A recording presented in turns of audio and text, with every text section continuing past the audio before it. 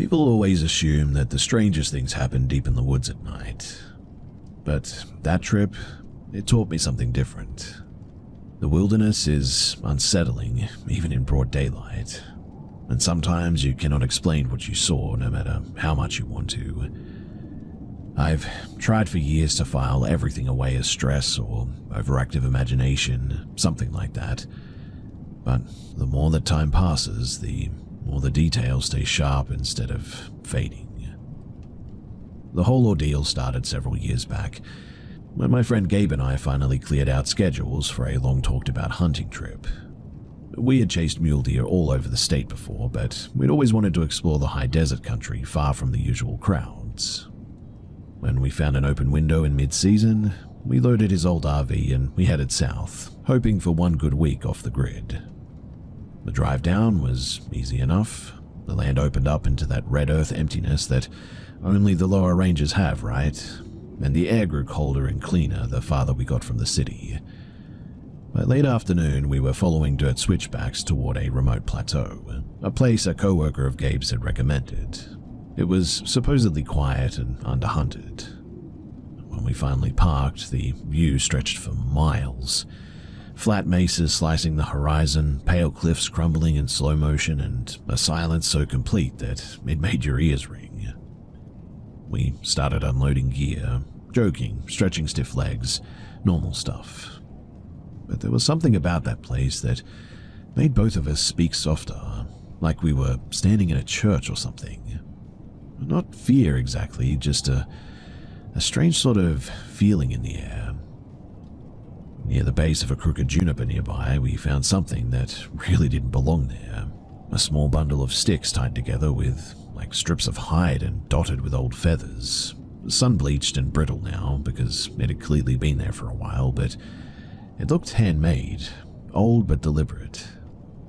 Gabe shrugged and he assumed that it was somebody's discarded good luck charm or a marker from a bygone camp. He didn't hesitate too. He plucked it off the branch and tossed it into the bush so that it wouldn't rustle against our canopy lines. Now, the moment that it left that tree, I felt a weird sensation on the back of my neck. The kind that sort of makes you want to turn around, even if there isn't anything there, and I told myself that it was just nerves from a long drive and that I was tired. But that uneasiness, it became harder and harder to ignore as the days went on. The first couple of nights weren't terrible, they were just a little bit off, I would say. The air just sort of never settled in the usual quiet that I was expecting. There was always a faint noise, like a weird whispering sound, but too far to make sense of it or to even call it whispering. We would pause though, listen, and then blame the wind all the time. Except the trees were not moving, and neither was any of the brush around. On the third night, as we sat around a meager fire, a sound rolled out in the dark that made the hair on my arm stand up. It was a low, wavering moan. It kind of sounded like a person mourning or something. It came from somewhere near the cliff's edge, lasted maybe half a minute, I would say, and then cut out so abruptly that it felt intentional. We barely slept that night, too. The next evening, something screamed from the tree line, a raw, guttural shriek that started like an animal but ended like someone choking on their own breath. We grabbed our rifles at that point and swept the area with flashlights, but we found nothing, not even so much as a broken twig. By the fifth day, the nights were full of weird things. Distant thumps, soft pattering in the dirt, something like chanting that faded whenever we got close enough to really hear it, and both of us were running on nerves and practically no sleep. But the first truly alarming moment, well, that came when we woke to the sound of an infant crying somewhere out there in the dark. Thin, desperate wailing that pulled at your heart. We called search and rescue because we genuinely believed that somebody had abandoned a baby out there too. The team, they searched everywhere, but there were no tracks, no footprints, no disturbed brush. There was no one out there. Later, while I was cleaning my rifle, I heard Gabe calling me from the tree line. clear as anything as well, excited like he had found something that he wanted me to see. I was halfway to him as well before his actual voice sounded behind me from near the RV. "Yo, Will, who are you talking to, man?" I turned so fast that I nearly fell, staring between him and the place where someone or something had just mimicked him. The shapes in the tree shifted with the wind, and when I pointed, he didn't laugh or tell me that I'd imagined it. He just sort of swallowed and double-checked the slide on his rifle. That night, we got maybe 2 hours of sleep before everything escalated again, and honestly, I don't know why we hadn't even left by now. But a scraping sound circled the RV, then a sort of rhythmic tapping, then a full-body slam that genuinely shook the whole frame of the RV. It came again, harder, making the cabinets rattle. Gabe grabbed his rifle, convinced that we were dealing with a massive predator now, flung the door open and fired 3 shots into the dark. And the last thing that we heard was a sort of deep, ragged groan, followed by something large crashing through the brush at a speed that genuinely did not make any sense. Well, at dawn we stepped out carefully. The ground was all sorts of torn up, saplings bent, dirt gouged, and near one corner of the RV was a set of enormous tracks, nothing that we recognized. There were drops of blood trailed away from the site, and we followed them for a bit. Neither of us spoke as we did so, but the trail, it led us toward a sort of narrow part of the cliff base, to a really old gnarly tree with roots exposed like rib bones out of the earth. The prints and the blood both stopped there, right beneath a branch holding something that we hadn't noticed before.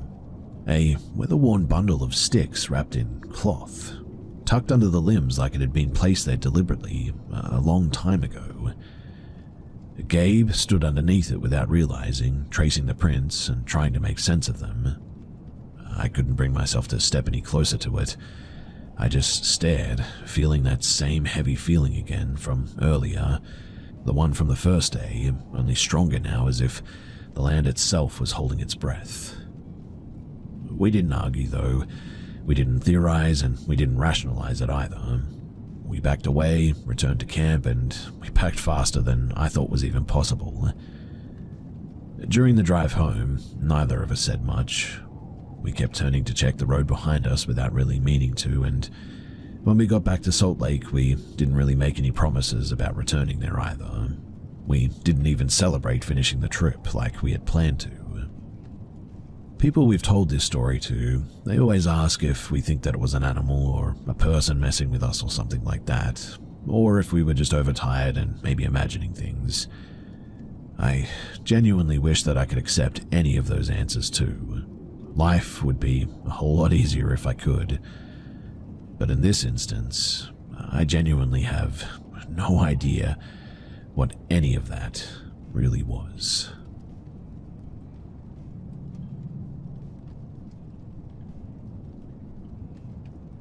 People around here don't share certain stories unless, well, you've lived in these hills long enough to understand the way that the woods sound at night.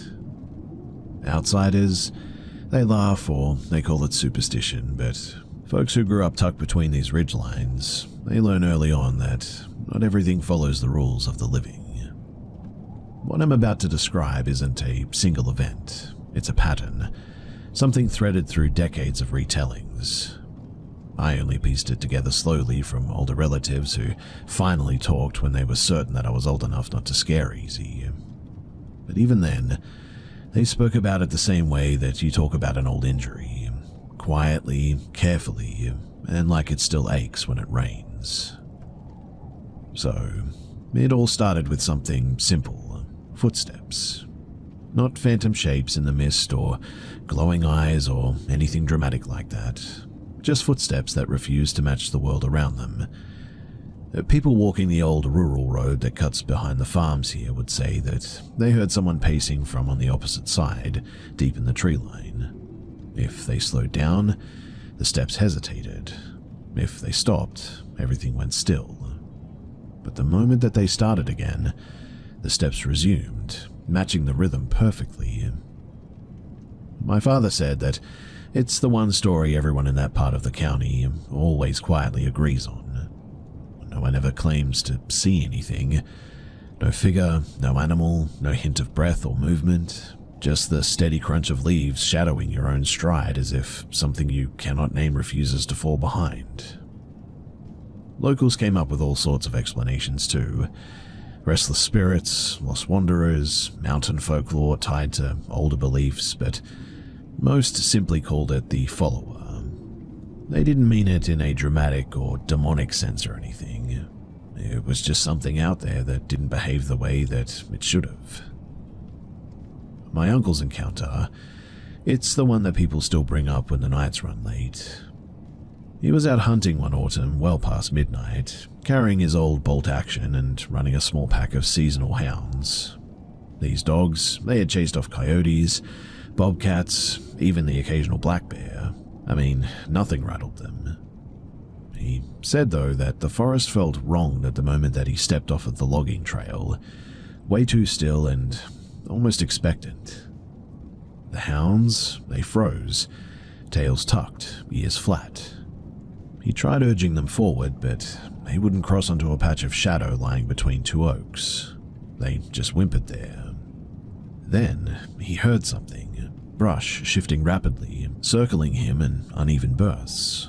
Not like a single animal, and not like anything tracking its prey, but more like something testing boundaries, like darting closely and then retreating just out of sight. The hounds all pressed against his legs, shaking. He didn't fire the gun, he didn't call out either. He just began backing up on the path, trying not to run. But as he picked up speed, so did this thing in the tree line. He heard it pacing him, matching him, advancing when he did, stopping when he dared to check behind. By the time that he reached the clearing of his yard, the noise had halted, like a door had slammed shut behind him. The dogs bolted straight into the house. He followed, locked everything, and sat awake until dawn that day. My grandmother swore that he was pale and trembling the next morning too, the kind of shaking that she had only ever seen from war veterans before, and after that, he refused to hunt alone.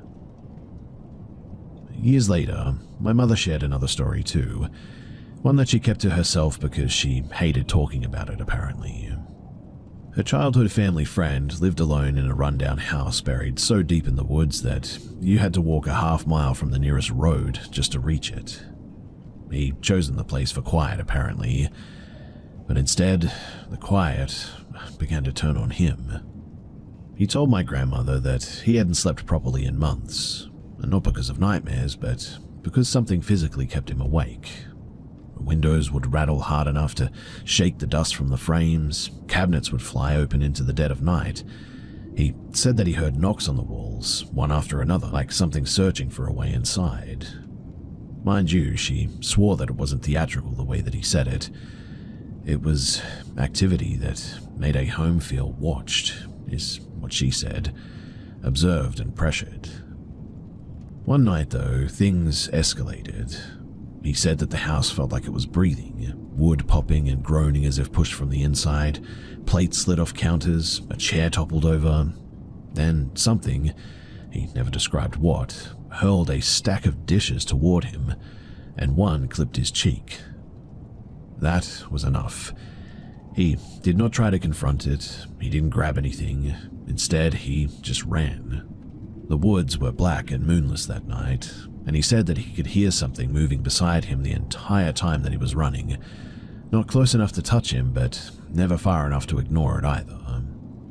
Whenever he slowed, the steps slowed too, and whenever he panicked and rushed ahead, the sounds rushed too, keeping pace and almost shepherding him forward, is the way that he put it.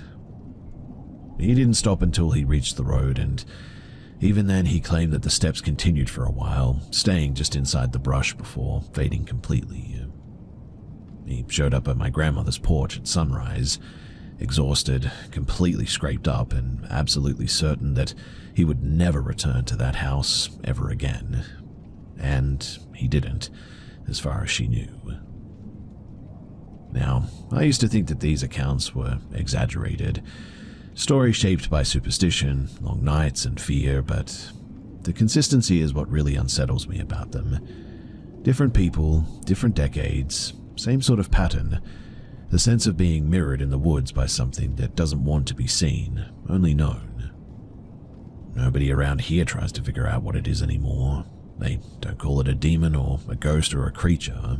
They don't give it a name at all, really. They just say that this part of the world has its own way of watching you, and sometimes that's enough to make a person move on. Most people who have heard the footsteps, they won't walk those roads alone after dark anymore. My uncle never hunted past dusk again, and that house in the woods, well, it's been empty for years now. The strangest part is just how normal these stories feel to the locals, I suppose. Like acknowledging them in just another kind of weather report. I don't know what the follower is. Maybe no one ever really will, but if you ever find yourself walking a quiet mountain road at night and you notice something is keeping exact pace with you, most people around here would say, don't stop and do not look for it.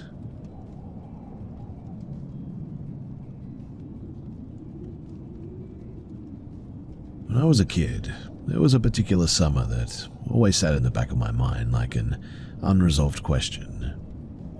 I was about 11, staying at my cousin's family retreat near Lake Jindabyne in the Snowy Mountains.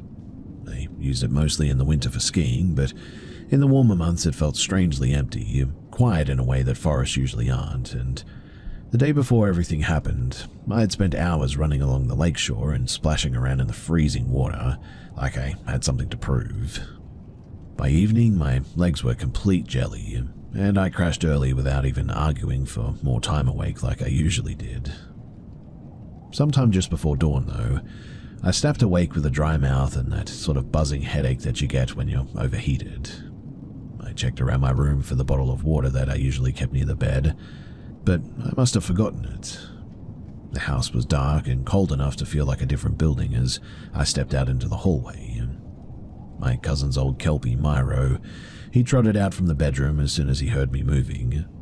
He was usually a quiet and pretty calm dog, always glued to whoever happened to be awake the earliest.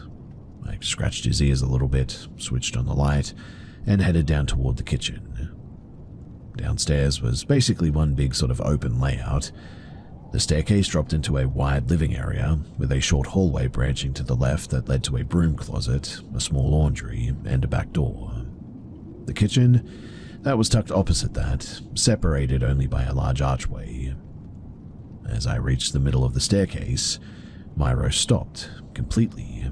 His nails clicked once on the step, and then he locked his legs and stared hard into the dim hallway to the left. At first, I thought that he had heard something outside, but then he made a sound that I'd never heard him make before, a low rumbling sound that vibrated through his whole body.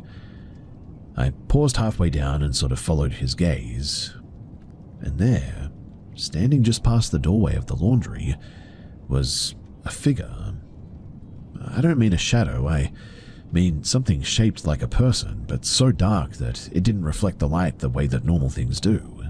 No face, no clothes, no details, just a human outline filled with absolute darkness, like it was absorbing everything around it. It was motionless at first, and I remember thinking my body had just stopped working, and then it slowly lifted one arm. I can't say if it was gesturing for me to come closer or warning me to stay away, but the movement was so smooth and deliberate. After that, it sort of leaned slightly, pivoted, and slipped into the laundry room without making a sound. As soon as it vanished past the doorway, a spell that I was sort of in just broke.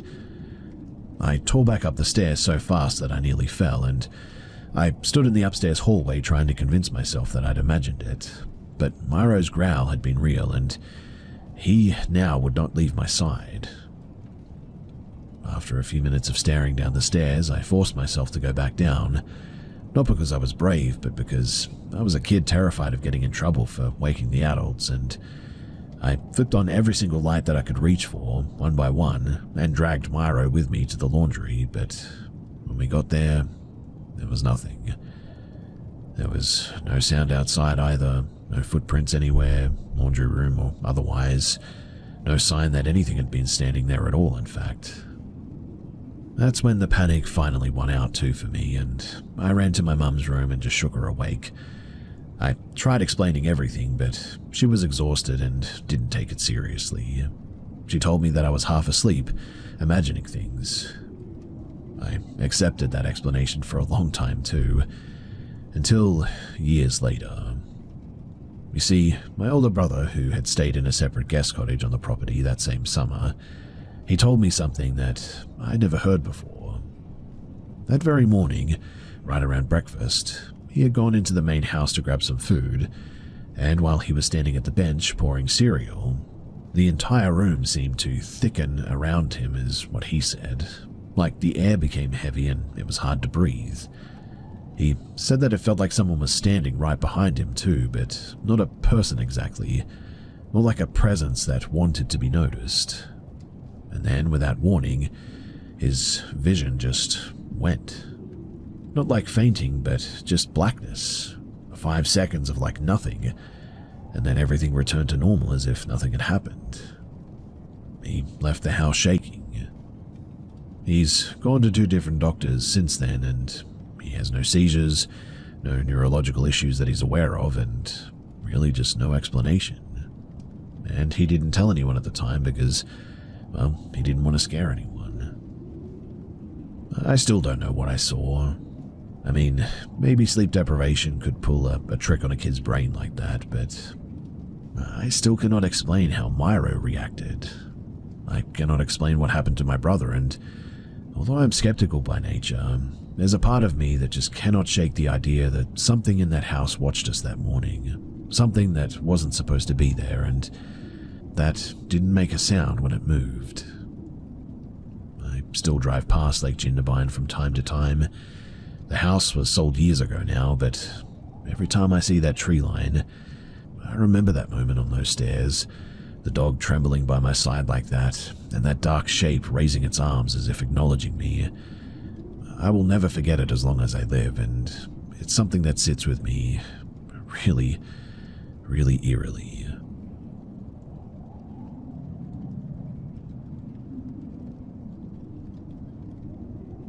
I never thought that it would happen to me. I always assumed that things like this happened to other people, the ones that you read about in the news, not someone sitting alone in their own home. But it did. It started small. At first, I thought it was just me being paranoid. A shadow at the edge of my yard, a knock at my door when no one should have been there, footsteps in the snow outside when I was sure that I'd locked everything tight. I told myself that it was nothing, just someone walking by, just the wind. Then I started seeing him. One night, around 2 a.m., I was brushing my teeth when I noticed a shape moving past the living room window, tall, thin, just standing there and staring. My heart stopped when I saw them. I froze, and then he vanished into the darkness of the trees behind the house. After that, I couldn't shake the feeling that I was being watched all the time, too. I started double-checking all the locks, installing extra lights, even sleeping with my phone in my hand. But nothing really seemed to help me. A few weeks later, it escalated, too. I was in the kitchen, making a sandwich or something, when I heard the unmistakable sound of someone walking on the carpet upstairs. My house is pretty small, and those footsteps should not have been there. Again, I froze, my stomach dropped, and whoever it was now inside of my house. I quickly grabbed the nearest object, a frying pan, and crept to the stairs. I saw him, a man standing at the top of the stairs, wild eyes, clothes dirtied as if he'd been hiding outside for weeks, and in his hand was a knife. I don't know how I found the courage, but I bolted. I ran downstairs, screaming and fumbling with the front door lock. I could hear him behind me, moving faster than I thought humanly possible. My heart was hammering, and my hands were shaking so badly that I could barely turn the deadbolt when I got there. I threw the door open and ran into the street, shouting for help. I didn't look back, but I could hear him crash through the door behind me. So I ran to the neighbor's house, pounding on their door until they let me in. The police, they arrived within minutes and they found him inside, cornered in the kitchen, still holding that knife. Later, one of the officers told me that he was a previously convicted offender with a history of assaults and stalking, recently released from prison apparently. He had been hiding in the woods behind my house, watching me for weeks, waiting for the right moment. I went back home weeks later after staying with my parents for a little while, and the place has just never felt the same.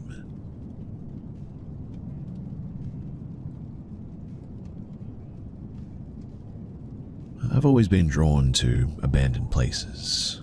The thrill of exploring somewhere forgotten, the dust and the decay, the feeling that the walls themselves are holding secrets. I cannot explain why, but I just sort of find it addicting. My friend Marcus feels the same way too, and we've spent countless weekends sneaking into factories, old hospitals, and deserted schools. But nothing we'd ever done compared to what happened this night. So it started around 9 p.m., late October, driving down a cracked back road with our lights bouncing off the fog. Marcus had heard of rumors of an old chapel tucked into the woods behind a now abandoned farm out here. The farm, it had burned down years ago allegedly, leaving only charred beams and overgrown weeds. Nobody went there, which was perfect for urbexing. We parked the car and grabbed our gear and hiked through the undergrowth. The forest was eerily quiet, and I remember that detail. But after about 20 minutes, we stumbled across it, a small stone structure hidden under ivy with a crumbling bell tower. The door was hung off of its hinges. "This place is insane," Marcus whispered. "Looks untouched for decades." Inside, the chapel smelled of mold and smoke, the floor littered with broken pews and shattered glass. At first, it was just the usual abandoned vibe. But then we found the altar. It wasn't a typical religious altar by any means. It was a rough stone slab, blackened at the edges, surrounded by symbols etched into the floor and the walls, shapes that I didn't like the look of. Candles were half melted and caked with dust. They were also arranged in a strange circle, and around them were remnants of what looked like dried herbs, feathers, and bones. "What the hell is this?" I breathed. Marcus knelt, brushing away a layer of dirt. I think it's maybe a ritual site or something. Maybe a cult's been here. Look at these marks. They're fresh, or fresh-ish, not decades old. I swallowed hard. Something about that moment felt wrong. The hairs on my neck stood up, and then I heard something. It sounded like somebody walking around outside, just beyond the shattered windows. "Probably hunters, right?" Marcus said nervously. But I knew that it wasn't. The footsteps were deliberate, and there were way too many at once to be just one person. And then a low synchronized chant echoed throughout the trees all of a sudden. I grabbed Marcus and whispered under my breath, "We need to go now." We backed out slowly, trying not to make a noise, but as soon as we hit the clearing, I saw them, figures in dark hooded robes, holding what looked like knives that were glinting in flashlight beams. There were at least 6 of them, moving silently yet with purpose. "Run," I said, and we bolted into the woods. Branches whipped our faces, roots snagged our feet, but we didn't stop. Behind us, we could hear voices mingled with footsteps and the occasional hiss. My lungs were literally burning as I was running, adrenaline pumping harder than anything that I'd ever felt. But we darted over a fallen log, splashed through a shallow creek, and finally hit the old farm road. I didn't look back, but I couldn't hear the distant pounding of boots in the undergrowth for a long time after that. We didn't stop running until the fog swallowed the forest behind us, and we swore that we would never come back here ever again. Marcus and I still talk about it sometimes, but we never really share details with anyone else. And some things we've now realized just aren't meant to be explored.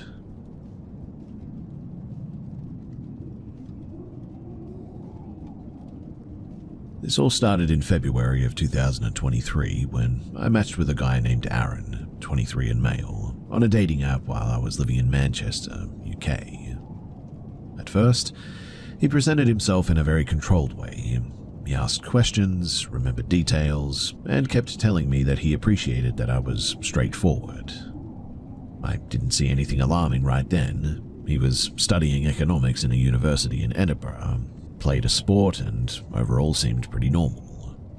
The first time we met, though, things felt off, but not dangerous, I would say. He brought up an old exam score out of nowhere, talked repeatedly about how my face turned red easily, and put a nicotine patch in my mouth without asking. He pocketed my lighter and later admitted that he did it so that he'd have a reason to talk to me again. He mentioned a history of losing a large amount of money betting on sports or something, and I brushed these things aside because he otherwise acted reasonably polite. Since he lived in another city, we only saw each other every now and then when he came back to his hometown, which happened every few weeks or so. The third time that we met, he invited me out and showed up over 2 hours late and took me to a cheap pizza place where he ate quickly and barely asked about me. Afterward, he told me that he used to drink heavily and had gone through rehab programs twice, allegedly. He also said that he got one of his scars from starting an argument with a stranger's girlfriend years earlier and then getting knocked off of his bike while running away. He was also visibly irritated that I was wearing a man's coat and had cut my hair shorter since the last time that he saw me. And despite all of that, and I know it looks pretty stupid, we eventually became exclusive. When I agreed, he cried though and said that he had never been so relieved. That same night too, he told me that his family was extremely wealthy and that he was expected to inherit a significant amount someday or something. Well, over the next 6 months, I got a much clearer picture of what was actually going on in his life. He had access to a lot of money, but had no understanding of budgeting. He would buy last-minute train tickets for hundreds of pounds, take taxis everywhere, and spend through his parents' accounts as if nothing had a cost. His family, they paid him high hourly wages to do simple tasks, yet he was always out of money somehow. His mother bought him designer clothing that he never used, and he treated it like it was all disposable. As a boyfriend, he was completely unreliable and demanding. He frequently hid his interactions with other women as well, and he reacted very poorly to being told no. He would tell stories from his past, including experimenting with hard drugs given by dealers or something, losing large amounts of money to schemes, and being robbed by people that he'd hired for sex, and describing it all without so much as a hint of remorse. About 3 months into the relationship, he started gambling again too. That's when I understood the scales of his issues, and he spent every possible hour at casinos. He stayed out all night, sometimes 12 hours straight, or skipped work obligations to gamble during the day. He lost significant amounts of money without anyone in his family realizing. He kept implying that he knew my card PIN as well and how much I had in my account. And because he owed money to people that I didn't know, I changed all my login information to be safe. Well, 2 months after that, his father's drinking escalated and the father ended up in a rehabilitation program himself. Aaron began drinking again shortly after, and within 2 weeks he broke up with me and then immediately slept with another woman. I only learned this later when he accidentally showed me a photo that he'd taken with her the same day that he had ended things. By the end of his relapse, he was intoxicated constantly and would call me just to insult me or to try to intimidate me. His family didn't know that he had started drinking again, mind you, so I ended up informing his sister. They checked him into the same rehab center that his father had gone to, which cost a lot, but the facility said that they couldn't house both at once, and his father chose to stay, so Aaron was moved to a cheaper location. When he eventually left rehab and went to a halfway house, I told him that I didn't want a relationship anymore with him. He immediately walked out of the program and came to my house, though, and I told him to leave, but it was clear that he wasn't accepting the breakup. A few weeks later, I found out about the other woman and also realized that he had lied about multiple events earlier in our relationship too. When I ended things permanently, that was when he reacted aggressively. He threatened to send intimate photos of me to my family and workplace. He tried to demand £800 in cash, claiming that I owed it to him for dates that we had gone on, even though we paid evenly most of the time. He threatened to file police reports if I didn't pay him. Then he told me that he could have me involuntarily committed under a law that turned out to not apply in the UK at all. And when I blocked him everywhere, he contacted me through my Spotify account and threatened me over an event that he wanted me to attend with him. He also suggested that he had placed a recording device in my room and implied that he had given me an STI. At that point, it was obvious that he was completely unstable and capable of very unpredictable behavior. So I cut contact entirely. Looking back, I know that I should have left much earlier, but I'm very glad that I did leave when I did. There were enough warning signs in the first month to justify just walking away, but stupidly I didn't, and the situation escalated in ways that, genuinely, while I probably should have seen it, didn't expect it. There are many other things that he did that I haven't included here, such as suing his university for failing courses that he never submitted work for, his fixation on his younger brother's body, and dealing with his ex-girlfriend who harassed me throughout the relationship all the time.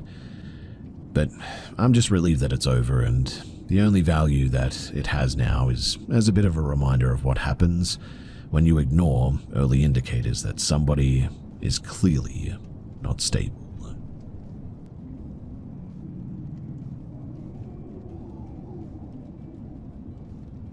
This incident took place in late August of 2022, a few weeks after I left a warehouse job in Leeds, UK. I needed short-term income while figuring out my next step, so I went back to working for a food delivery app. I'd done similar work during 2020 and also early 2021, and remember it being pretty straightforward.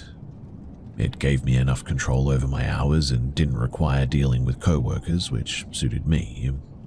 Peak demand in my area usually ran from about maybe 7 p.m. to 1 a.m. and the pay was acceptable given the hours.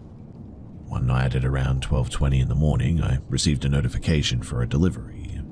The payout was pretty reasonable, so I accepted it without thinking too much. Now, the first irregularity appeared immediately. The customer name displayed a long string of sort of random characters. I had seen initial and fake names before, but not something that looked like a keyboard mash. I assumed the app must have been glitched. This order required a direct handoff too, which I usually tried to avoid because it increased the chance of an awkward interaction. Still, the restaurant had the bag ready when I arrived, so the pickup was quick.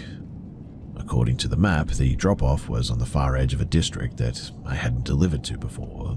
Older housing, low visibility at night, very little foot traffic. When I turned onto the street, the situation felt different from typical late-night deliveries too. Many of the buildings looked partially vacant, and only one low-output streetlight provided minimal visibility. I parked as close as possible to the indicated door, reversing into the space so that I could leave quickly if needed. This is something that I always do for safety. I walked the short distance to the unit and I knocked. I heard faint movement inside after a few seconds. The door opened and a woman appeared. She looked around maybe her mid-30s, very thin, and had like several cuts or scabs on her hands and forearms. Her mouth area looked discolored, but I couldn't determine the cause, but the interior behind her was completely dark, except for a faint light from a screen deeper inside the room. I greeted her and I held out the bag. She didn't respond verbally or with any clear expression. Her eyes didn't focus in a typical way. They seemed unfocused, like she wasn't processing much of what she was seeing. After a long pause, she took the bag slowly but continued staring straight at me. This wasn't typical hesitation or social discomfort too. It felt like she wasn't fully aware of the interaction almost.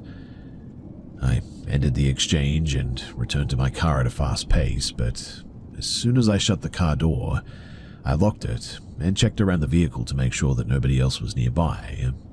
And when I pulled forward to leave, I glanced at the row of windows along the building and I saw her standing at the window, watching my car as I drove off, and I saw a dark, crouched shadow at the back of my vehicle.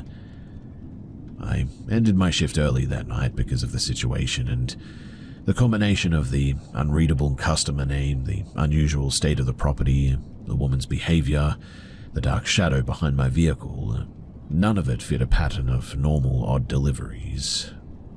I couldn't determine whether she was under the influence or something else.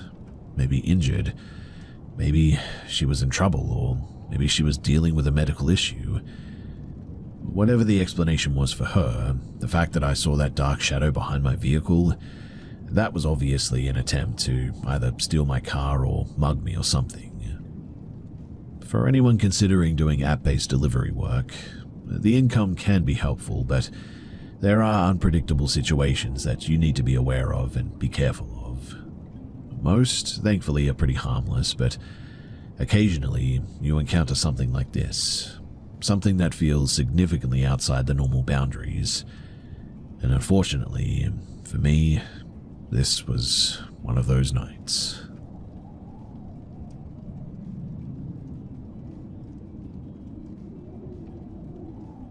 I don't usually talk about anything from my school years, but something happened when I was a teenager that still bothers me. And the older that I get, the more that I recognize just how unusual the entire situation was. When I was in school in Tucson, Arizona, I had a reputation for being pretty quiet. I rarely initiated conversations, and most social interactions made me nervous enough that I replayed them afterwards to check if I had said something wrong or done something wrong. So, because of this, I spent a lot of time with the school counselor. Her name was Miss Lawson, and she was patient and easy to talk to. My mother trusted her completely, and after I moved on to middle school, we still exchanged the occasional message online just to sort of stay in touch. By the time that I was in higher grades, I wasn't the same withdrawn kid anymore at all. I was on the school robotics team, enrolled in higher level classes, and trying to maintain a normal social life. I also ended up dating a guy named Drew, who in hindsight was controlling and generally not good for me. He attended a vocational program connected to our high school at the time, which apparently offered a list of trade-focused courses or something. Drew had signed up for the public safety and law program, and the instructor running his cohort happened to be Mrs. Lawson's husband, a man named Mark. Mark was a hard miss. He had the build of someone who had spent most of his free time at the gym, and Drew always said that he used to compete in strength competitions. Drew talked about him constantly, describing him as a bit of a mentor. Because I knew his wife, the situation didn't feel strange at first, and eventually the two of us were invited to their house for dinner one weekend. It seemed unusual for two teachers to host two students on their own, but given the historical circumstances, at the time I really didn't question it. They had two young kids, both involved in youth gymnastics, which meant most of the evening I spent answering their questions about cheer practice, school events, things like this. Nothing inappropriate happened too, and I didn't really think much about it afterwards. A couple of days later, Mark followed me on social media and occasionally liked my posts. At the time, I assumed he was just being friendly because of Drew, and because his wife had known me since I was young. A few weeks later, he sent me a message asking if I would come by sometime and help his daughters with some basic tumbling practice. I didn't think of it as anything too unusual, and I told him that I would consider it, and really that was pretty much the end of it, or at least that's what I assumed at the time. So about a year passed, and I eventually broke up with Drew after realizing just how badly the relationship was affecting me. I still saw Mark occasionally at the public school events because his daughters performed at some of the same venues. When he did message me, it was usually only to comment about a competition or ask if our team was attending certain meets or stuff like that. Again, nothing seemed off to me. But then, during maths class one morning, the intercom came on and requested that I report to the main office. I had never been called down there before, so as soon as I grabbed my bag, my phone began vibrating with messages from my stepfather, all referencing photographs that I did not recognize. My anxiety spiked immediately too, and when I reached the main office, I saw my mother visibly upset, a detective standing beside her, and a large folder on the desk. The detective explained that during a separate investigation involving Mark, they had seized his phone, and inside they found a large collection of photos of me. The folder on the desk was filled with printed copies. I didn't open it, and no one forced me to. I didn't want to see anything inside of it, to be honest. But from what little I was told, the images were collected over a long period of time. Some were taken from my social media account, others weren't, but the detective didn't explain every detail, only that the evidence was substantial enough that the school board had removed him from the position immediately. I wasn't contacted again after that day, and no one from the school brought it up to me afterwards either, which I was grateful for. The entire event, though, it still feels very disconnected from the rest of my life, like something that happened to somebody else and not me. Obviously, I never visited his home again, and I definitely never responded to any more messages from him. Mind you, I don't think he ever actually tried to contact me ever again. But yeah, I'm grateful that our paths never crossed again either, and I'm glad that the situation ended there before, well, anything worse happened.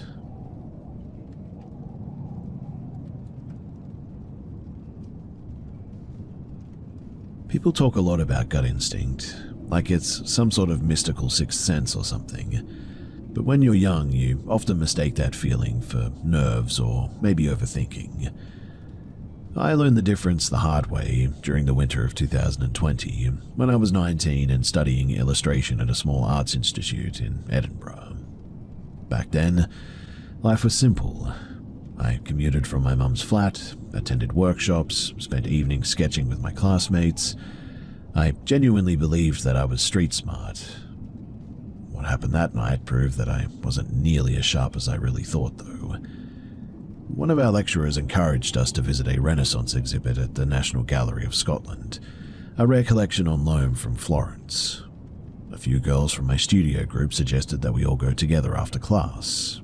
So, we wrapped up at around 5:30 p.m, grabbed a cheap dinner near the Royal Mile, and had a couple of drinks before making our way to the museum. I wasn't drunk by any means, but I definitely wasn't thinking clearly either, especially after barely eating all day. The exhibition was incredible though, and we spent a couple of hours sketching figures and discussing brushwork like proper art nerds do. By the time that we left, the city was fully dark now, and everyone peeled off toward their own bus or tram. I personally headed for the train that would take me out to Livingston, where I was living with my mum at the time. Only when I sat down on the carriage did I notice that my phone battery was circling the drain at about 14% now. My emergency power bank was useless without a cable as well, a cable that I now remembered leaving plugged in to one of the classroom outlets earlier that morning.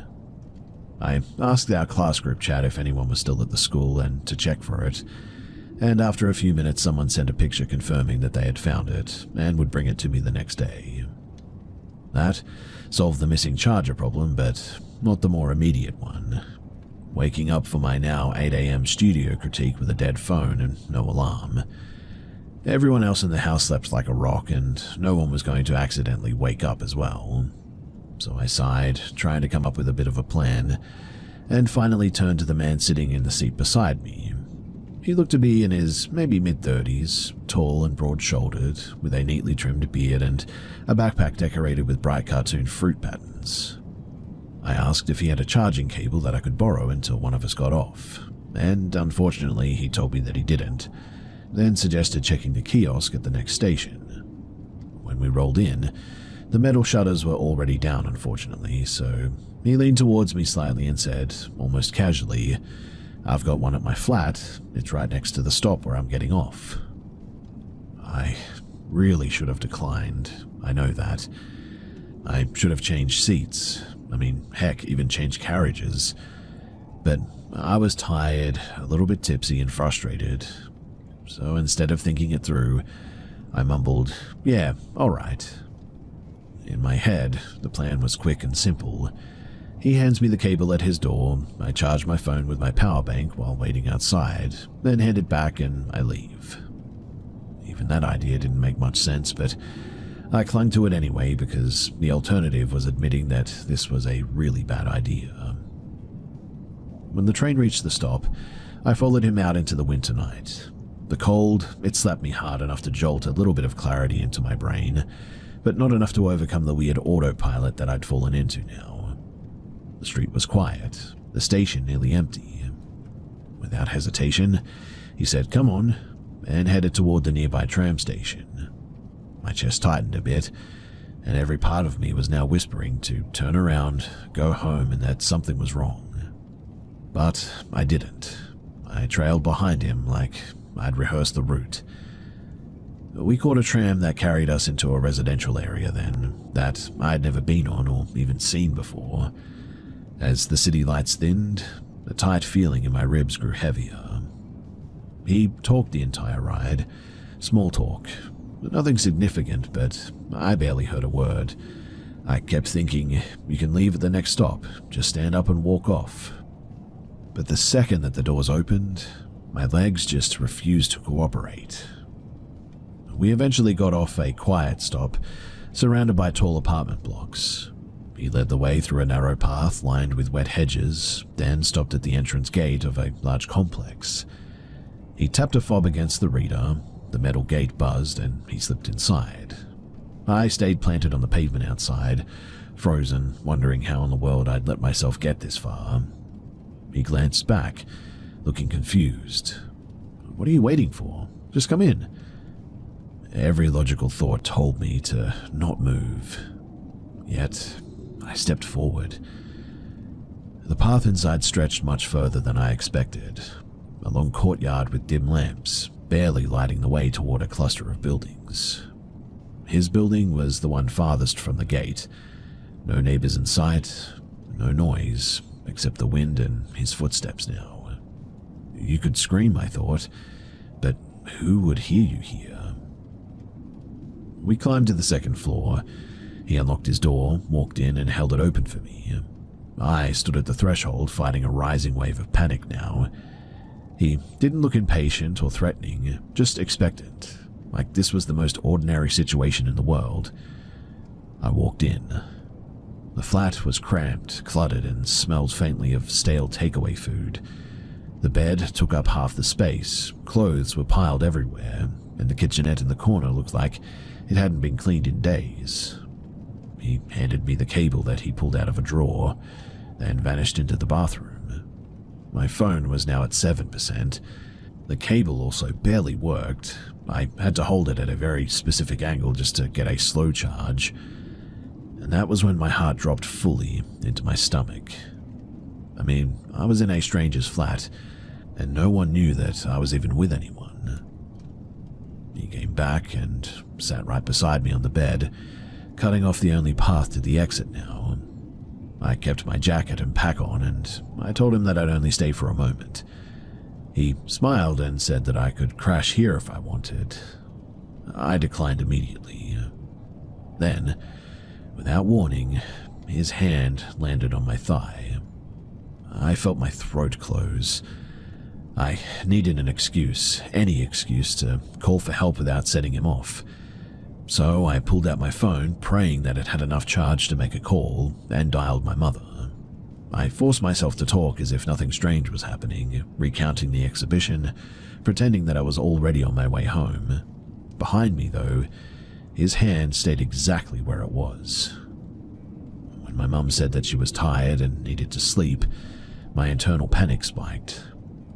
As soon as she hung up, I turned slightly and saw him staring at me while doing something that I won't describe, but I felt sick. I immediately called my dad. I don't even remember half of what I said, mostly filler talk about my day, making sure to say "Dad" repeatedly to know the man knew exactly who I was speaking to. My dad noticed my unsteady breathing and asked if I was running. I lied and said that I was hurrying for the train, and then I used that lie to stand up. "All right, Dad, I need to run. Please stay on the phone, yeah?" I got to my feet, the charger yanked out of the wall as I moved. I told the man that I had to go. The apartment door wouldn't open though, and I hadn't even realized that it locked automatically from the inside when I had come in. When I froze, he slowly got up, walked over and unlocked it. Before I could slip past, he murmured, "Come visit again," and brushed his lips against my neck. I ducked under his arm and he slapped me as I left. I bolted, down the stairs, across the courtyard, out through the gate, which thankfully didn't require a code to exit. I didn't stop running until I reached the tram stop. The tram arrived immediately, like the universe finally decided to throw me a bit of a lifeline, and only once was I sitting inside did I tell my dad that I was now safe. By the time that I got home, it was 10 p.m. Everybody was asleep, as I knew they would be. I went straight to my room, shaking so badly that I could barely remove my shoes, and I didn't tell anyone except for a close friend, and even then, not until at least a year later. For months, I replayed everything that could have gone wrong that night, and just how stupid I was, how easily things could have escalated, and how stupidly far I'd let myself be led like that. But the lesson stuck. That sinking feeling in your stomach, it isn't imagination, it's survival instinct, and ignoring it is a luxury that you really only get once. I still think about that night sometimes, not in a dramatic way, but more in a sense of, how did I not see the danger until it surrounded me like that? Now I treat intuition like a warning siren, not a passing thought. I don't follow strangers. I don't let politeness override common sense either, and I do not, under any circumstances, leave myself without a working phone charger. Looking back, I was dumb, young, and it was a really stupid move. I cannot believe I even let myself into that situation. But I got lucky that night, and I got out. And now, I use this story to tell others, especially younger people, as a warning. Be careful and don't do anything silly, like I did.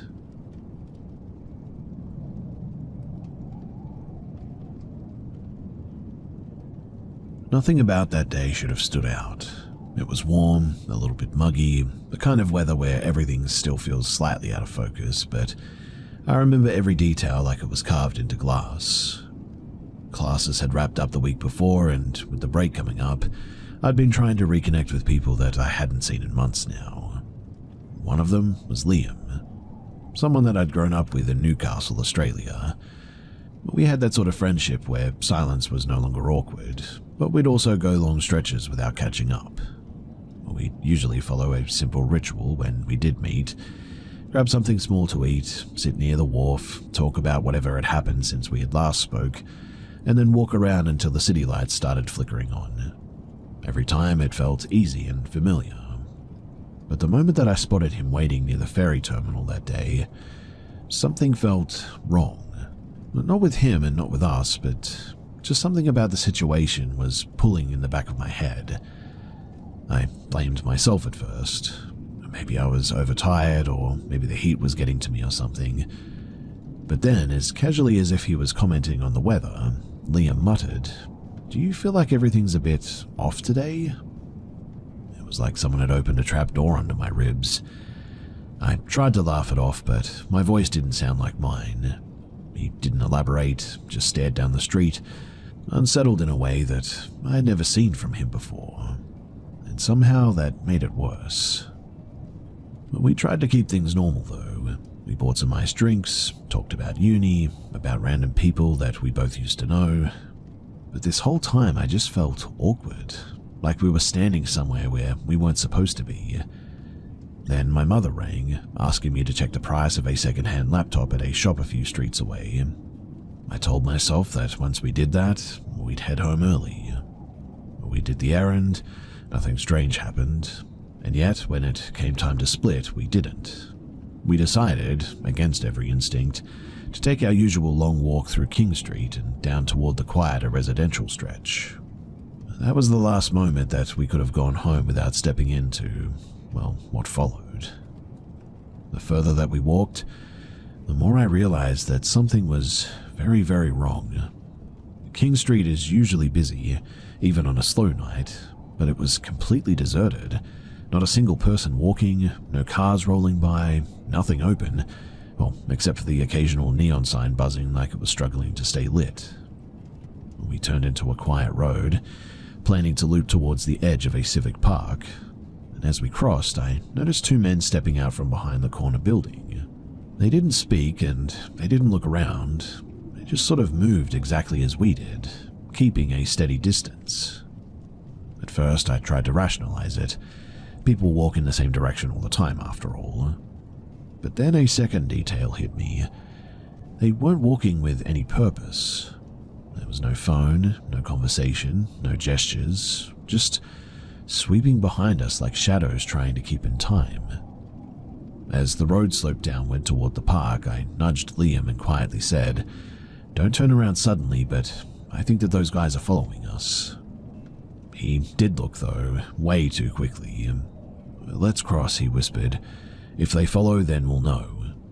So we crossed, and they did too. Except when they stepped onto our side of the street, their posture changed. One of them sped up, pulling something small from their pocket. He didn't even try to hide it. The other drifted outward, cutting off the path behind us now. Before I had time to react, the one with the item in his hand now, he was directly in front of us, spreading his fingers in a gesture that meant stop without needing to say it. "We don't need noise," he said, voice low. "Hand everything over and we'll walk away. Don't, and this turns bad quickly." My vision tunneled. I could see their shapes, but not their faces. I remember thinking about my family, my partner, the dog that we had adopted just weeks earlier. I remember thinking that I should have hugged my mum that morning, even though I'd been in a rush and barely spoke. I held out my phone without argument, too stunned to say anything. But beside me, Liam made a choice that I never expected him to make. He bolted. The men shouted, and one lunged toward him and the other turned toward me, and that broke whatever trance that I'd fallen into. Hearing Liam yell "run" was like someone hitting a switch inside my skull. So I ran. I'm not sure how far, but at one point my foot caught an uneven pavement, and I crashed down so hard that I thought that I'd cracked something. Behind me, one of them yelled to the other, "Finish him, just do it." I remember thinking that I was about to hear a gunshot, certain that that sound would be the last thing that my brain ever registered. But nothing happened.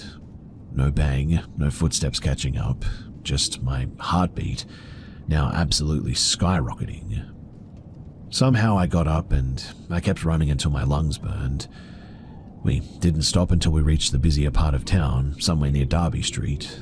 People were finally around, staring at us as if we were out of our minds, and all I could do was just sort of shout for help, voice breaking, barely coherent. Once we'd explained enough for somebody to understand, a woman waiting for her partner outside of a restaurant walked us to her car and she drove us home.